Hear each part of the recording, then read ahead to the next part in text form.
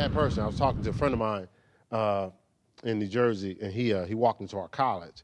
I went to a Division III school, but he was an All-American. So when he walked in, he told the coach, he says, hey, sir, Mr. Chapman, I'm here to play for your team. He says, okay, yeah, not a problem, sir. What's your name? He said, my name is James Dades. He said, James Dades, Weequahic High School? He said, what are you doing here? He was supposed to go to Colgate. I mean, he's just a phenomenal athlete. And the guy didn't believe it was him. He's just like, no, there's no way it's you. So you walk up for your blessings and you go, and they go, yeah, I know who that is, but you're not that person. See, so you can't wear them and get what you need for you.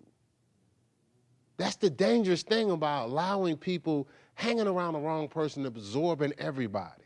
You're not everybody. You can't be them. You can't fly on their wings. You heard me say that 1,000 times. You can't live their life.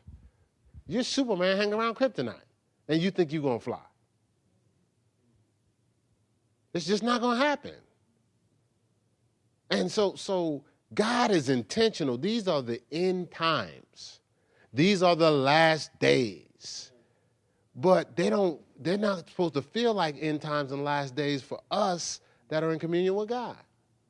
We're excited about all that's being poured onto us for us to be a light to the people that's living in darkness. Supposedly it's not supposed to be us. And we're also excited about what we have to expect when Christ comes. So the life on this earth and the life to come. That's what the Bible says.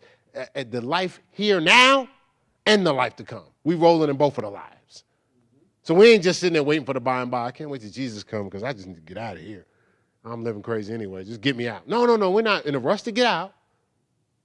But we're excited when we go. That's the life we're supposed to be living. Now, not when we decide that, I don't know, I want to give me some time so I can have my fun. Is it really fun? It's impairing your vision. Is it fun? It's eating up your insides. Some of us that's older, maybe I should let the older people give a testimony of all the stuff that they did that now they're reaping the repercussions of. Because somebody has told you that you can put poison inside your body and it has no effect. Because you can't see it, you think it has no effect. But maybe you should interview the people that their insides are eating them up. You think that just happened today? No, all that poison has an effect.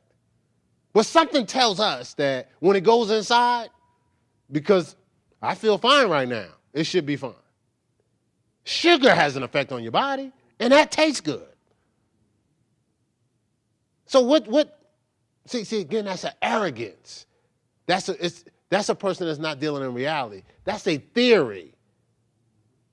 I'm okay is a theory when you're taking in the wrong things and not taking in things God has for you. Why am I talking about all this today? Some of y'all, maybe y'all should come up to me later and say, man, you was talking about me, so I can see who distracted discernment today.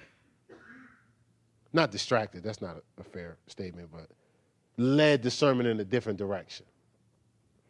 All right, so let's end with what? Something positive? Let's try. What should we try? 1 Corinthians 2. That's what happens when y'all let me go to New Jersey. Come back with a little. What you say? No, I'm not talking about 14. Nah. All right, let's start with verse 9 here. And it says, but as written, I have not seen nor ear have heard nor entered into the heart of man the things which God has prepared for them that love him. But God has revealed them unto us by his Spirit, for the Spirit searches all things, yea, the deep things of God. And because Minister Lamar mentioned it, we'll go to verse 14. It says, but the natural man receiveth not the things of the Spirit of God, for they are foolishness unto him. Neither can he know them, for they are spiritually discerned. So when you're caught up in the natural, you can't even process the things of God. You can't see the breadcrumbs. That's the staple for my life as a leader, as a growing man of God. For me, the the people that I had to follow, the breadcrumbs were far away. It was hard to follow. So in other words, it's like you put a breadcrumb right here. The next breadcrumb is outside. Do you know what I have to do to find the next breadcrumb? I got to search the whole building. May have to search the whole outside and still might not find the next step. But breadcrumbs are supposed to be one here, easy to follow. So God's breadcrumbs for how you to walk into smack dab in the middle of his will is easy to follow if you're not allowing things to impair your vision and your process to be able to hear him. Because then you'll get off that roller coaster ride. You know the roller coaster ride, you have a good week, and then there's another week, you're like, I can't believe all this stuff is happening. Then you have a good week, yeah, I can't believe all this stuff is happening. Then you have a good week. That roller coaster ride, you're not in God's will. You couldn't be in God's will and be on a roller coaster. God's will is more consistent than that. You know, and because you're following the breadcrumbs. Did I say things aren't happening while you're following the breadcrumbs? Or you're smack dabbing? No, they're happening. But to you, it's like, remember O.J. Simpson, I read his autobiography because back then, you know, I was the juice in 8th grade. All right, so, but I remember that his coach, when he got to Buffalo, he would throw sandbags at his legs while he was running. So as he was running through the line, just throw sandbags at his legs. And so what that was supposed to do is, while he was playing, when they went to tackle him, and if you watched him, when he went to tackle him, he was just, you know, it didn't stop him. He wasn't thrown off his path. Like I was telling you the other day, you don't let people throw you off the ball, like when you're handling, because they actually threw you off your shot, your move, and your options, right? So I said that to say, in God's system, things happen, but we look at obstacles and we look at hurdles as something to hurdle, not as it's in the way. Like you don't see a runner go out to a track and go, who put this hurdle out here? Man, I got to jump over the hurdle?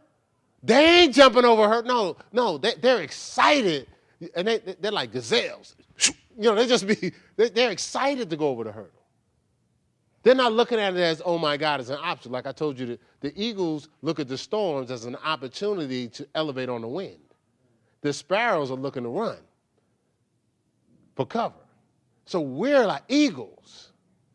When challenges come to us, we're like, whoa, about to go to another level. I can't believe this is happening to me. Why is this happening to me? I don't understand what's happening to me. See, if you're in God's will, you're not saying that. See, you see all things work together for your good. I don't see how this is going to work out for my good. This one look deep, but knowing God, this is going to work out phenomenally. And I'm